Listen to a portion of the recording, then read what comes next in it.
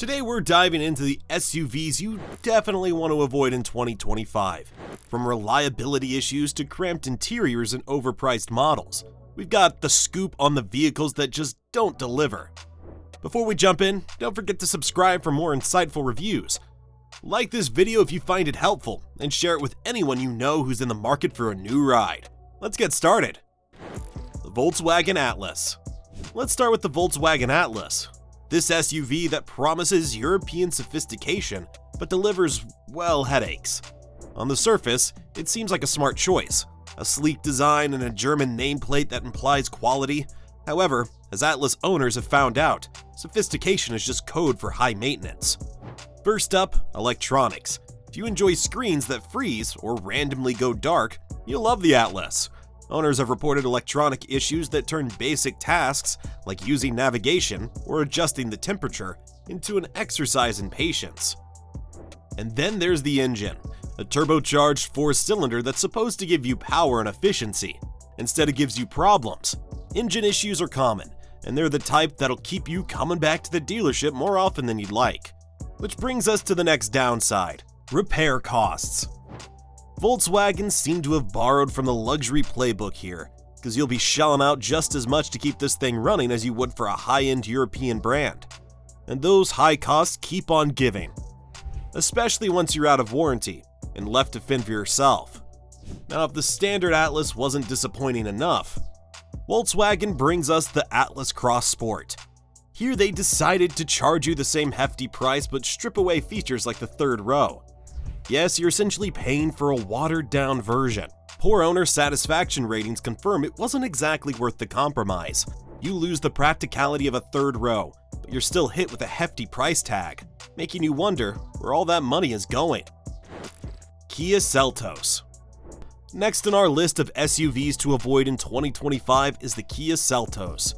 The compact SUV that looks like it's ready for anything but might leave you stranded instead. The Seltos certainly has curb appeal. Kia has marketed it as a budget-friendly option with a lot of personality. However, when it comes to reliability, this SUV seems to have all the wrong kinds of personality. First, let's talk engines. The Seltos has a reputation for engine problems, especially in its older GDI 4-cylinder model.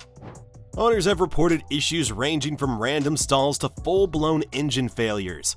It's not exactly what you'd expect from a brand that built its name on affordability and value.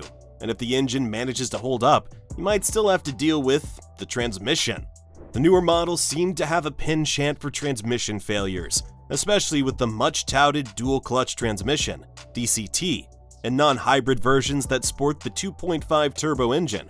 Now, DCTs can be a great idea on paper, giving smoother and faster shifts, but in the Seltos it's more of a gamble. This transmission has become notorious for hesitating, slipping, and sometimes failing outright.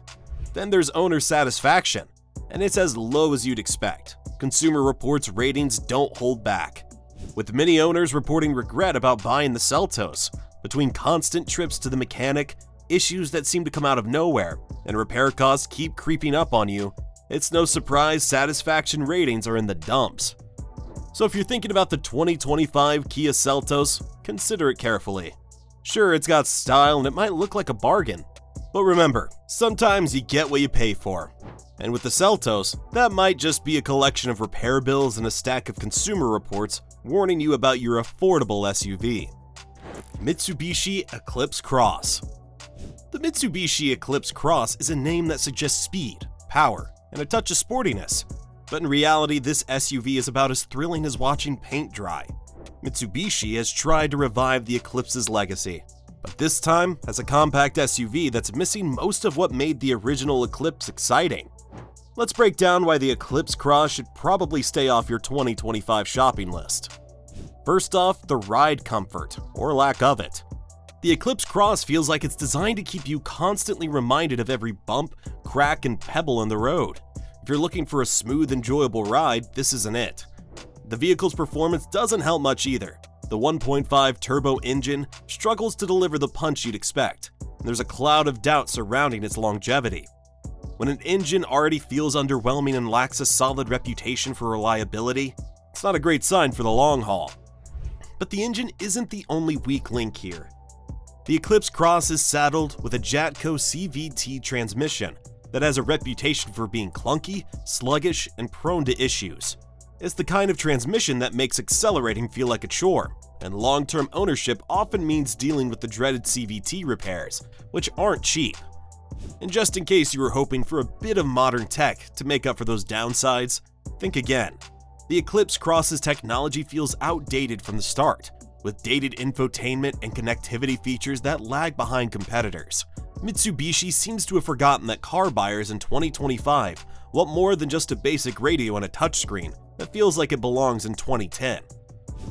Safety is another red flag, as the Eclipse Cross earned poor crash test ratings, a pretty serious flaw for a family SUV. It's a vehicle that feels flimsy, and for anyone with safety as a priority, that's a hard pill to swallow. In short, the Eclipse Cross might be easy on the wallet up front, but it's likely to cost you in frustration, repairs, and uncomfortable rides. Mitsubishi tried to bring the Eclipse name back, but this SUV might just make you wish they hadn't. Jeep Grand Cherokee. The Jeep Grand Cherokee has long had a reputation as the go-to for rugged style, with a touch of luxury. But in 2025, the Grand Cherokee is more about buyer's remorse than trailblazing. With Jeep's focus on off-road appeal, you'd think they nailed the basics like build quality and reliability, right? Wrong. The Grand Cherokee consistently ranks among the lowest build quality in the industry, with fit and finish issues that feel more like last-minute DIY than a luxury SUV. So if you're looking for that solid feel in your new SUV, you might want to steer clear. Now let's talk about the 4xe plug-in hybrid model, Jeep's attempt at eco-friendly off-roading. On paper, it sounds great, a plug-in hybrid that's supposed to blend power with efficiency. In reality, it's riddled with issues, from electrical malfunctions to charging problems that turn your green investment into a logistical nightmare. Reliability ratings don't do the 4xe any favors either, so if you're banking on this SUV for a smooth hybrid experience, you're in for some surprises, and not the good kind. Even if you look past the reliability headaches, the price tag might still trip you up. Jeep has priced the Grand Cherokee like it's competing with premium brands, but the reality just doesn't match up. It's an SUV with a high upfront cost and rapid depreciation to boot. In other words, you'll pay a lot for it, and in a few years, it won't be worth nearly what you shelled out for. And while massive dealer discounts might seem like a silver lining, even those markdowns can't quite make the Grand Cherokee worth the investment. Dodge Hornet. The Dodge Hornet might look like Dodge's attempt to bring a bit of buzz back to the compact SUV world, but in reality, it's more of a dud than a Hornet. It's essentially a rebadged Alfa Romeo Tonale, and while the Italian styling might add some flair, it also brings Alfa's infamous reliability problems. So if you're looking for a reliable daily driver, this is probably not the one to bank on, unless you enjoy frequent pit stops at the mechanic. Step inside and the problems keep coming. The interior feels super cramped for a compact SUV, and it's definitely not made for anyone who values comfort. The materials don't help either.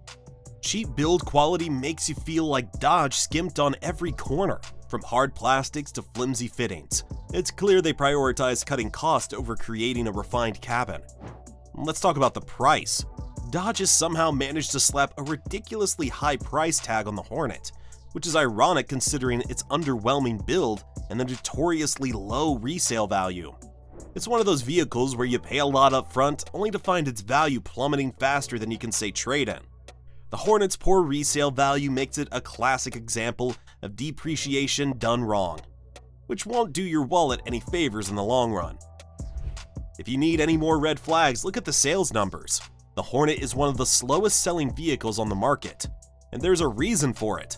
Between the cramped space, questionable reliability, and inflated price, buyers are steering clear, and probably for the best.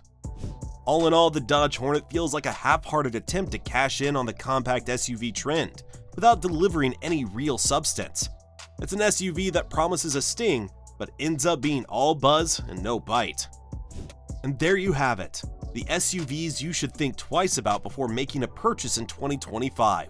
If you found this video helpful, make sure to give us a thumbs up and subscribe for more honest reviews and updates on the automotive world.